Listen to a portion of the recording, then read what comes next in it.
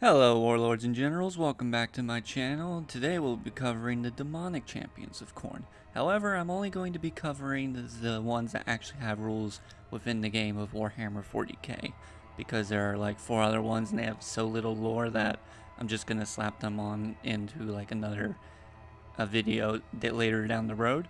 Well, without further ado, we are going to begin with the Bloodletter champion, Skull Taker.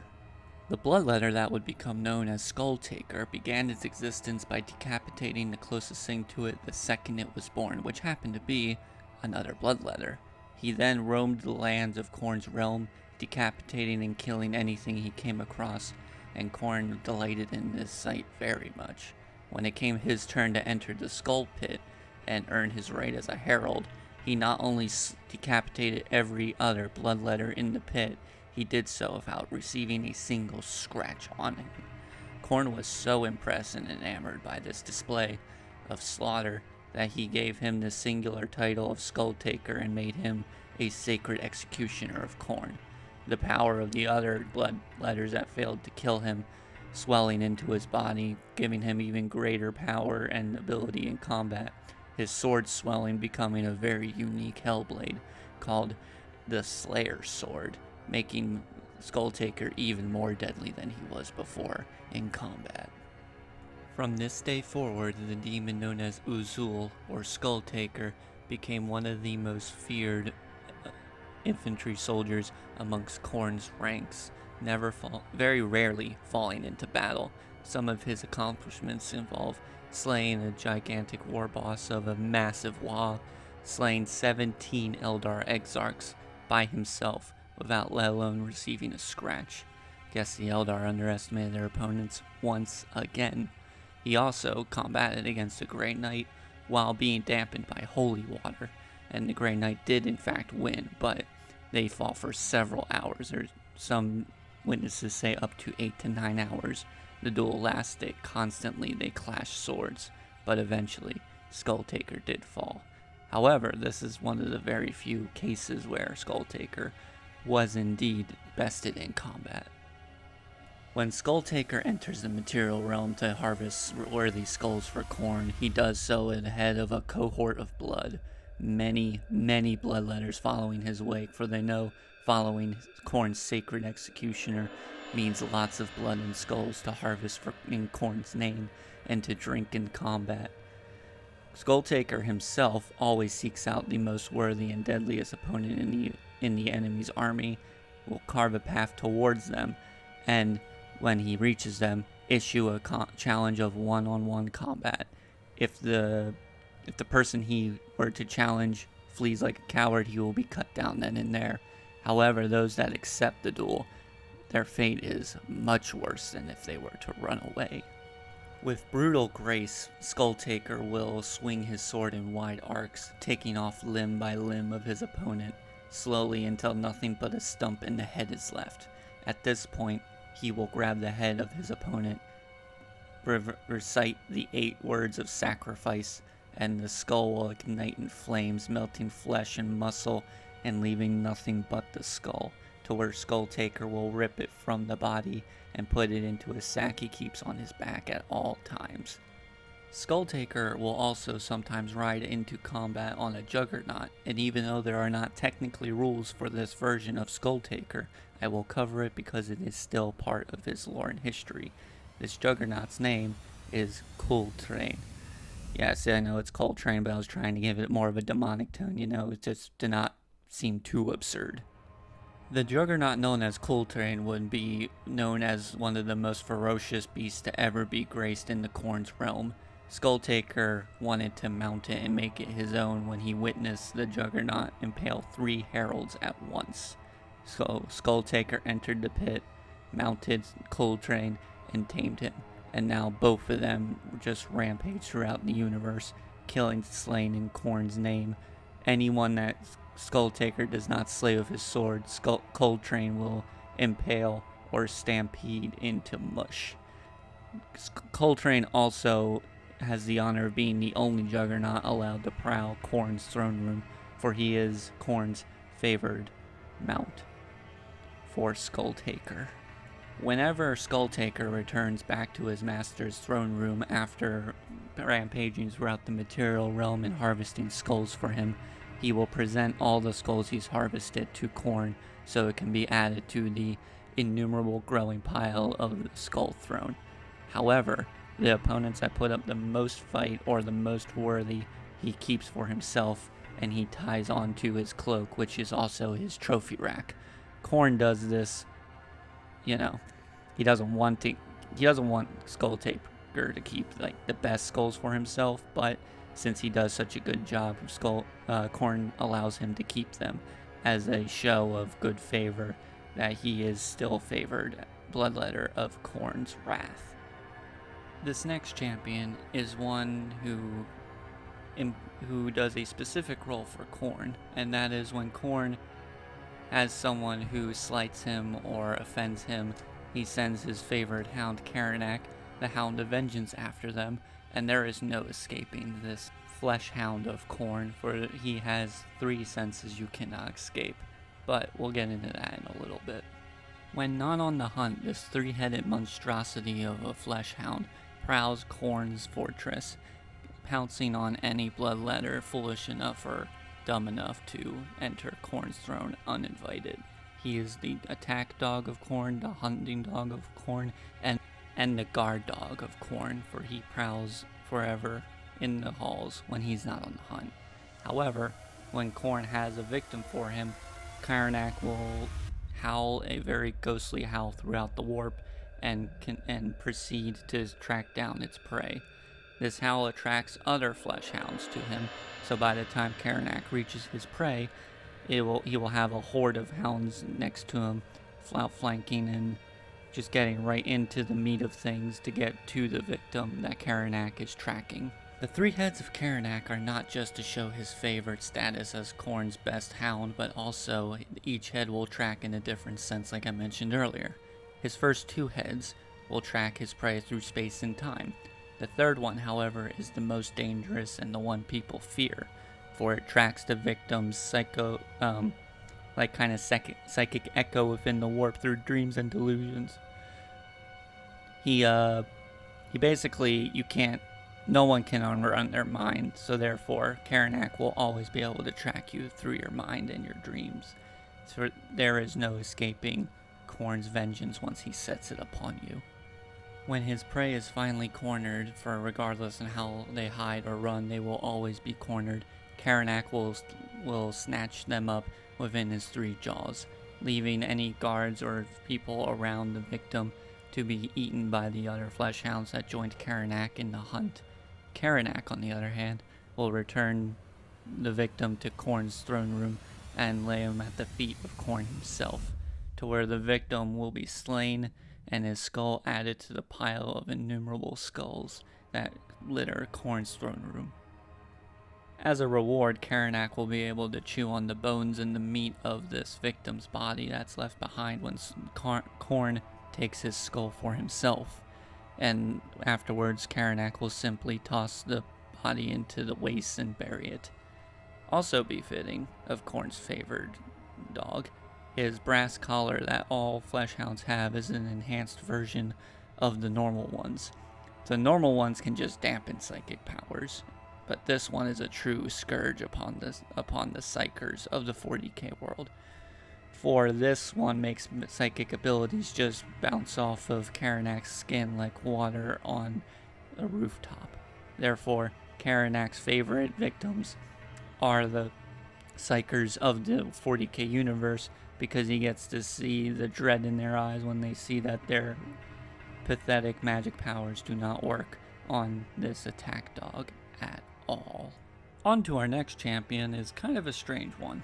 He is one of the greatest slaughterers in Khorne's name, yet however he is not favored by Khorne at all. I am talking about Skarbrand, the Exiled One, a bloodthirster of incredible and insane amount of rage and slaughter, carnage, murder.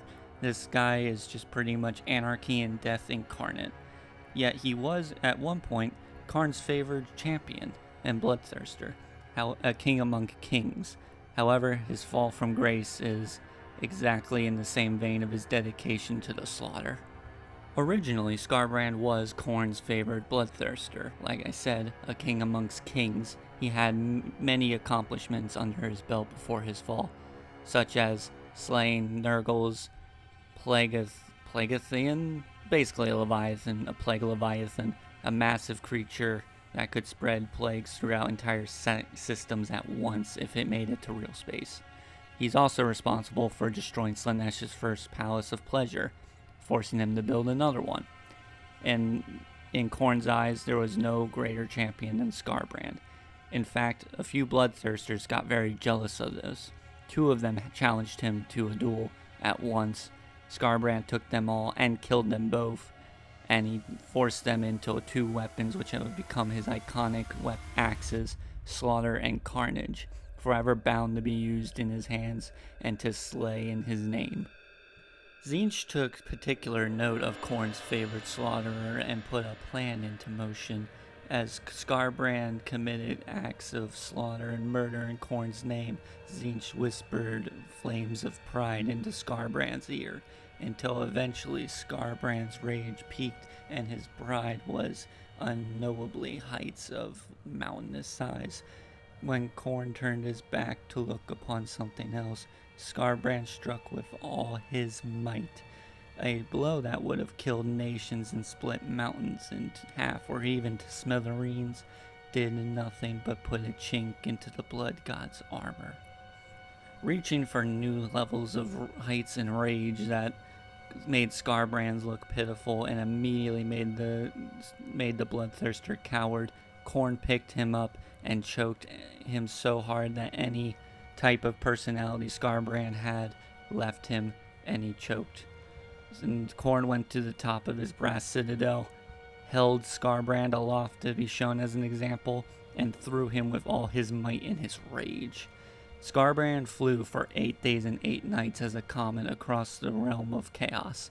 When he finally landed, it scarred his body so bad that half of his face would never fully recover, and that his wings were so torn and shredded he would never be able to use them for flight again. However, this was small compared to the pain he felt of the exile which now began for him, to forever and never again see Khorne's favor put upon him. In quite an ironic twist of fate, Skarbrand has become even deadlier and even more murder-happy and frenzy-like in his exile, slaying even more, spilling more blood, and claiming more skulls for Khorne than he ever did beforehand. However, his exile is eternal, for Khorne's heart is black and has no room for mercy in it, so Skarbrand will forever remain exiled from Khorne's realm and favor. Now only anarchy and death are all that are in Skarbrand's head, rage and murder, blood spilling and anger. He goes into the mortal realms and destroys entire systems at a time, spilling blood and gathering skulls. In his exile, he hopes to one day, in show of all this great slaughter, to get back into Khorne's favor, but as we just mentioned, this will never happen. His exile is eternal, and so will his rage, death, and anarchy reign forever. He is such a scion and locus of this energy that any who fight near him drop any types of cowardice in favor of blood spilling, for there is no escaping his aura of death and destruction. Most recently in the setting, however, Skarbrand has done two very noteworthy things.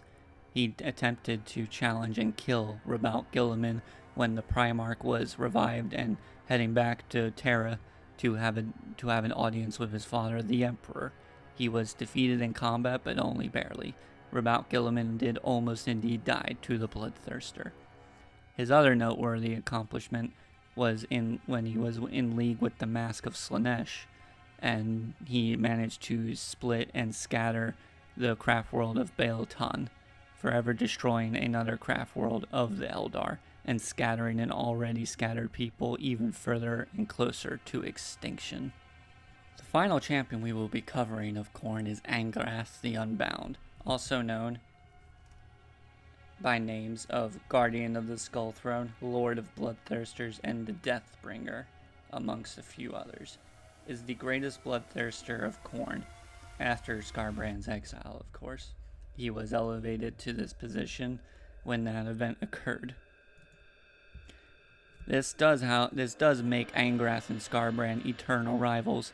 However, Khorne has forbidden them to ever meet and fight, for both of their potential as slaughterers will be wasted on each other, and in the event one wins, he will permanently lose a great slaughterer to his army. There have been 3 instances of Angrath being summoned to the material realm, and 1 particular showing of himself when Khorne commanded him in the immaterial realm. And this particular case is when he fought Lorgar so Lorgar could prove his might to be the champion of the Chaos Gods, so that he could put the Horus heresy into motion. And Lorgar did indeed beat Angrath in one-on-one combat. In the material realm, the name of this bloodthirster is feared, even only said in whispers, even amongst the Order of the Grey Knights and the Inquisition branch, the Ordo Malleus, for his level of murder and slaughter is always apocalyptic anytime he has appeared in the material realm. However, regardless of how much slaughter and blood he may spill in the material realm, summoning him has a chance of incurring Khorne's wrath upon those who do summon him, so it is one of the main reasons he has only been summoned 3 times in the canon. The other reason is the amount of blood you need to summon him is already an insane amount to begin with. The first recorded moment of his summoning into the material realm was on the high world of Ashur, where a Khorne cult summoned him forth, and he proceeded to slaughter every living thing on the planet. This did, however, manage to take him 7 years to complete, but he did it by himself, moving from high world to high world, making sure everything on this planet was dead. He eventually dematerialized and returned to the warp, for Khorne's demons require slaughter in order to sustain themselves within the material realm. The second time he was summoned into the material realm was during the Siege of Vrax. The Chaos Lord Zuthor the Impaler, with the help of the sanctified sorcerer's powers, and also making a deal with them, for they knew the true name of Angrath in order to summon him, brought him forth to Vrax, where his legion also came forward and helped both Chaos factions slaughter the Imperials on the planet. He would only be stopped when Inquisitor Lord Hector Rex, wielding Arius, a sword made specifically to combat demons, even being rumored to be blessed by the Emperor himself, slew Angrath in one-on-one combat, even though he barely made it out alive. So he was indeed successful in stopping the Deathbringer from assisting the Chaos faction into turning Vrax into a desolate waste of nothing living left alive on the planet. The third and currently final time he came to real space was during the War of Sanctoria. Karanak the Slayer was chosen as Angrath's herald and eventually demon host. The Ultramarines were gathering to honor their Primarch Rabaut Guilliman. A challenge, the hordes of Karanak the Slayer answered with very murderous glee. The overall war eventually led to the final stand by the Ultramarines at the shrine city dedicated to their Primarch. It was sometime in the interim of all this that Karanak was taken over by Angrath, and he made his way into the material realm for a 3rd time.